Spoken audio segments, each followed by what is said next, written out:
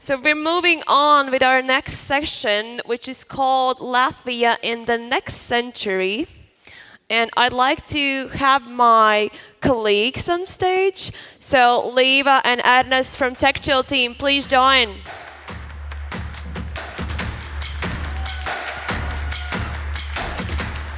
Dāvis Siksnāns from Printful, a dear friend of ours and partner.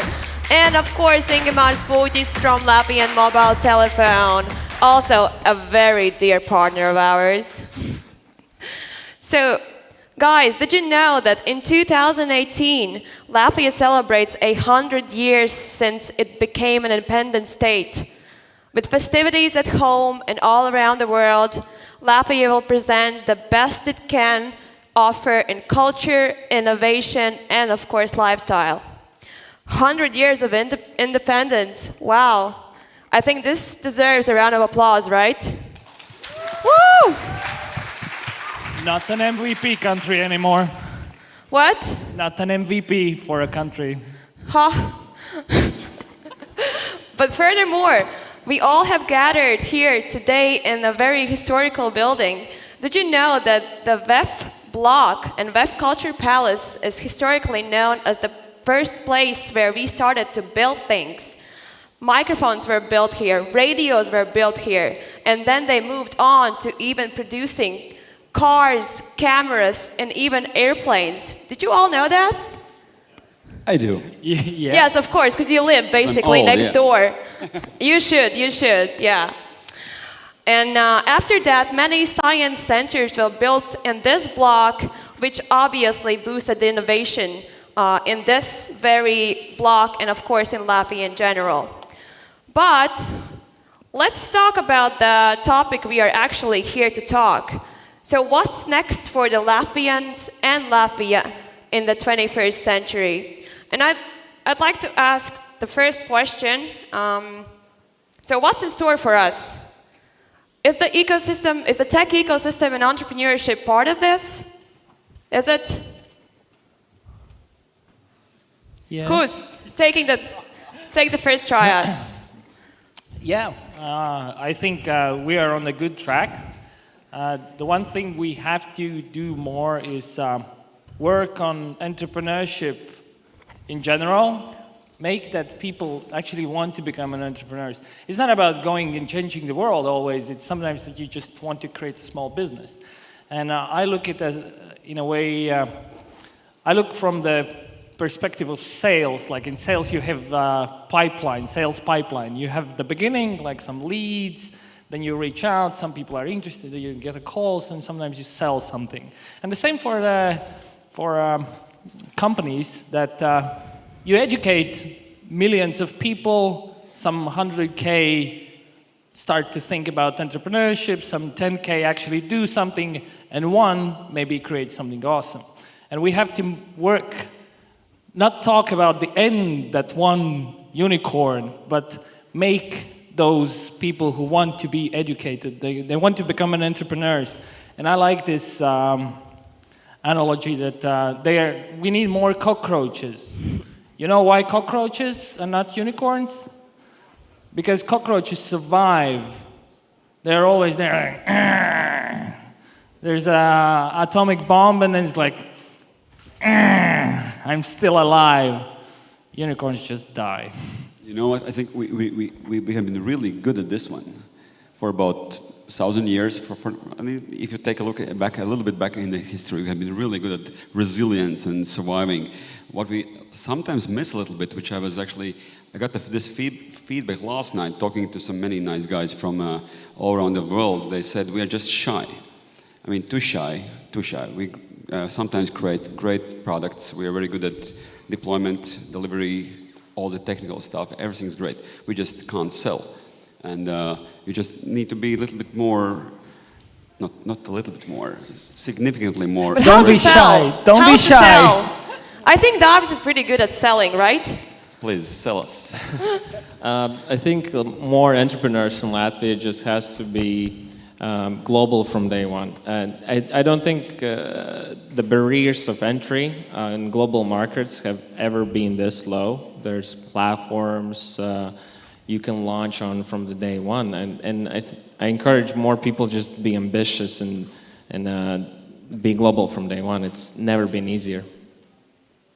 And I think this is what actually brings all the people here together. That's the one thing I think everyone, both us and everyone in the audience and all of the hundreds of people that we have met for these past 2 days, that's the one thing you all have in common, this wish to create. And I believe that entrepreneurs are the ones who create, and they're going to be the core of the next century for Latvia. Yeah, and I think we always talk about unicorns, and having a unicorn is good, but the majority of Latvian and pretty much every other country's economy is made by small and medium-sized businesses, to the tune of 99% of economy being small and medium-sized businesses. And I think in Latvia we can have a lot of small businesses who are the best and the greatest at their specific niche, what they do, like, I guess, best sports drone or something else. And I think if we have more and more of those in the long term, we can be more successful. This goes well also for countries, because normally when you go somewhere around, everybody's talking about the big countries like China and USA doing this or doing that, but in the long term, big countries suck enormously. And big countries will lose out and they will vanish because, of course, the quality of life is definitely higher in the small countries these days. You are more human in the small country, you have more rights in the small country, and big country inevitably tends to be totalitarian. So the life, and also in particular because of the cities and role of the cities, small countries or small territories will actually prevail. And in that sense, we are really progressive. So we are, ahead, right? We are really small. You're not a typical Latvian, I would say. I am. Yeah, like being kind of proud. He's just too enthusiastic, that's it. But we need like these kind of guys who are enthusiasts, right? Yeah. You don't like That's my true. enthusiasm. You're good. I'm just too much Ingmār, you're Latvian good. about it. Hey. So let's talk more about the scaling part. So there is a huge market outside of our country, obviously, and there are only few of startups or tech companies or entrepreneurs in general who have made it outside of the boundaries of ours. So what do you think is the three things basically? What should we be doing better? So what are we missing out? But are we really missing out? Because I think we have to be honest with ourselves. There are a lot of things we still have to do. We have to build the ecosystem. We need to think about how to support the existing entrepreneurs, how to build not to build new entrepreneurs, but kind of help more entrepreneurs to come. But at the same time, we see that we already have so many great things. What Ingmārs already said, we need to recognize all the great things we already have. We have nice country, we have green, we have great infrastructure here, we have great talents, we have access to great talents right nearby, and we have great connections to all around the world. And there are so many of these great things that we already have, and there's a lot that we can build. Another great thing is that since we are small, it's a great benefit that we can also change quickly. And we have changed, I think, a lot. For example, for these past 2 years, there have been new laws, there have been new for example, even TechChill was, what was it, 2 years ago it was 400 people, now it's 2,000 people. And about 8 keynotes. So we see how quickly it all can change, and we're small and we can use that. I think we have to kick people out. Huh. Just like give a boot, like go and see the world. Like stop like reading about stuff and getting inspired online, like, oh, this is so awesome. No, go there. Go visit Silicon Valley, work for a company there, see the real stuff, and then you come back with the network, with the knowledge, and then you can enjoy this beautiful infrastructure and change the world from here. That's what I want to do. But we do have a lot of global connectors, don't we? There are a lot of entrepreneurs, a lot of ecosystem players who are just all the time running around the globe and catching up with new and new contacts every day, basically. Are we somehow seeing those contacts come together and actually make a difference? I mean, there's like in our business, we always try to leverage the Latvians living abroad, and I totally agree. Encouraging people going to the United States, any other countries, we have to be more open as a country and encourage people going abroad.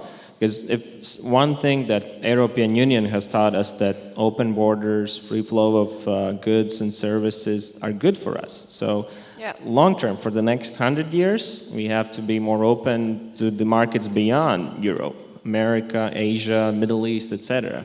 It's going to be just for the best. I think plus we are doing just fine, actually. It's not that something's wrong. The last time I checked, the average Latvian is exporting more than the average Chinese person, which is an unknown fact normally, because everybody always looks on the total numbers. But if you look on the Baltics or in the Latvian case, the average inhabitant of this region is more export than the Chinese are. And that's all in your head. The head is the only issue. We are a little bit sick in the head. So we're very silent. We don't like people too much. So that's an issue. And I don't like people either. So do you like people? But that's the very reason why I want to kick them out. Like, yeah. Stop talking and getting inspired. Just go, visit places, meet new people. And for some strange reason, in the Baltics, the average number of languages we know is 2.69, meaning the average person knows more than 2 languages, almost 3 languages. In general, the population is really ready to talk to somebody, just shy. True that. And I think we should take a bit of an example from our Finn friends. Like, we're very close to them. Kind of feels like we're the same nation, and they do have like a really, really tight connection with the emerging markets out there in Asia. So, you know what happens when the Finn meets Latvian? They stand. There's actually a joke that I heard in Finland. How you can know that the Finn is actually engaging in conversation with you? So they stand and they look at the shoes, and if they are engaging, they look at your shoes. I'm not sure where this is coming from, because the last time I checked, we were not standing with Finns. We were sitting with something in our hand. We are shy with the Finns, but there's also other things we enjoy with the Finns. Finns are nice, yeah. This is actually a conversation starter in Finland.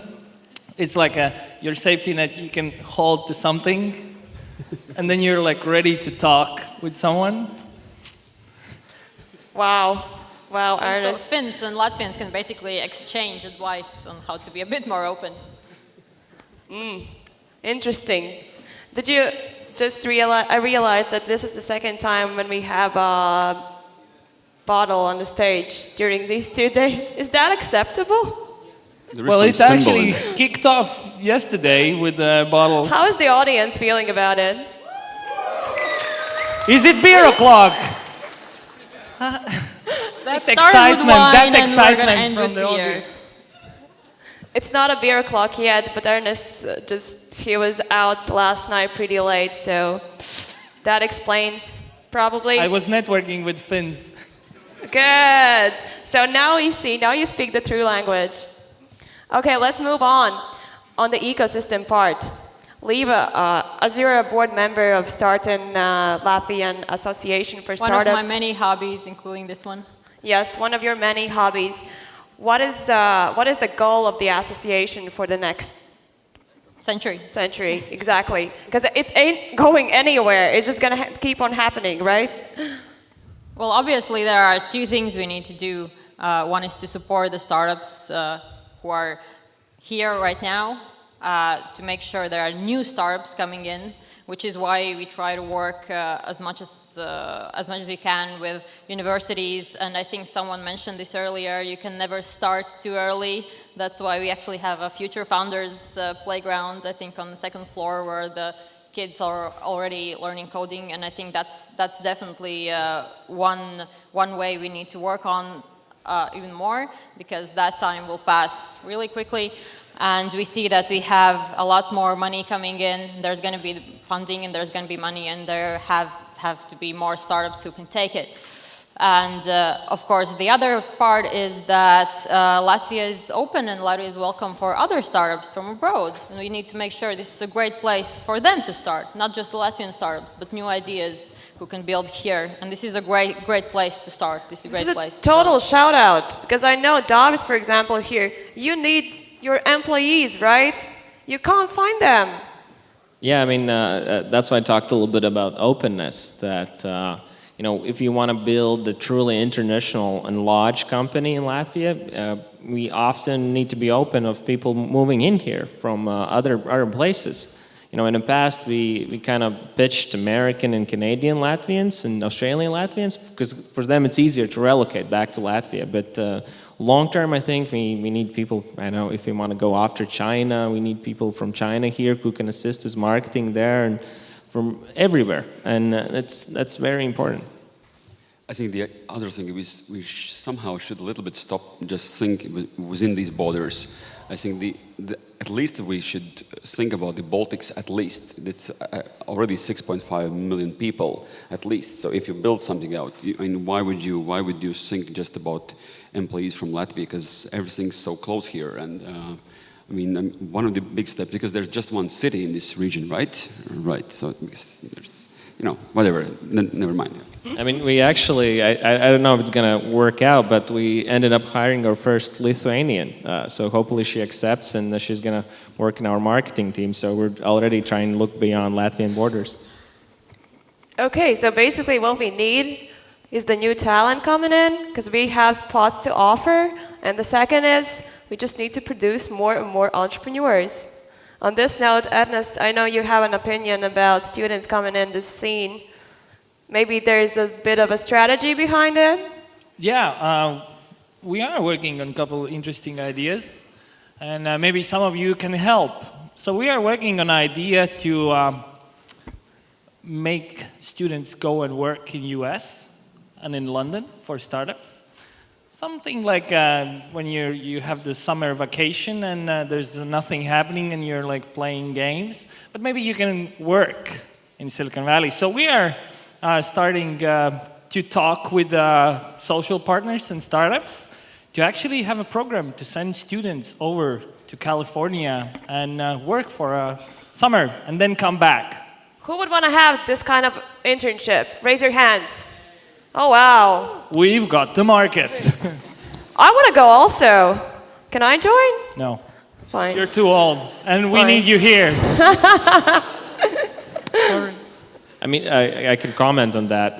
There's some programs similar to that. I don't know if you're familiar with Baltic American Freedom Fund, and we actually had a team member who worked for us in Latvia. She applied to the program, ended up working for us in Los Angeles. Oh, really? Yeah, and she ended up staying there and working now as a chief operations officer for us, because she was I think a student back then when she started. Cool. Yeah, people have said to me, it's like, of course they're going to stay there. Who would want to come back? And I said, that's not bad, because then you have someone there, and it's a local network again, and then you have your people there. I mean, most of them come back. I mean, we actually had to repay the sort of scholarship that she was given in order for her to stay, but it was totally worth it. But now she goes back and forth between Latvia and helps us build the Latvian business. And I've studied in US, I've come back, I'm trying to invest, the knowledge I got there back here in Latvian business. And it's really important because, we're specifically looking for people like who have studied in US and UK, they got some knowledge of that market, and it has been really helpful. So we've got people who want to do that. Do we have people who are ready to join and help us to kick this thing off? Latvian excitement. Oh, there are a few hands. Yes, we have some. Cool. Can you leave your business cards here on stage? After the talk is done. Okay, we'll contact you. Ernestsville, it's your project now. Okay, for the closing remarks, maybe we can do a round of a thing and say that one advantage Latvia has and no one else can't take away it from us. Just So- one. Just one. Just There one. are We too have many. no time. We have no time. Just one. And Be specific. Talent. Talent. Nature. Wood. Our employees. It's one of the best places to start here, and I think you can start a big business for much less cost than in California, and I don't think we might have started as successfully on a technical part if we didn't start in Latvia. It's a great place for technical talent. Okay. There's this other concept of connectivity. It's much wider than just technology. Both would it be network connectivity, transport connectivity, and also this thing that other conferences dedicated to cities, they call it power of nearness. Like everything's near in this city. It's very close. It's not like New York or Rio. It's not so huge, right? So power of nearness and connectivity, that's the other thing. Yeah, that's kind of the back of that nature stuff, because you can actually, if you have been to London, trees connect you, right? Like if you have been to London and then you go to the airport, you spend like an hour and you just go through the suburb.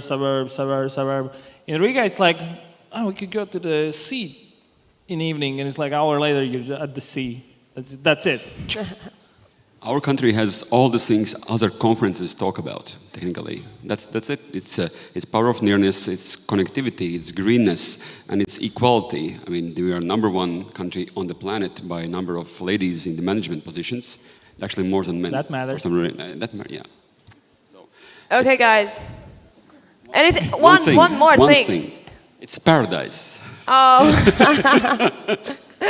Okay, thank you, guys. So I think we have a bright future ahead of us, and considering that we just made this happen, like with a team of 12 working full-time and about 150 volunteers helping us do these 2 full days of technology innovation, and all eyes on the Baltics, Riga and Latvia specifically, I think we can do even more cooler stuff, and we are already doing that.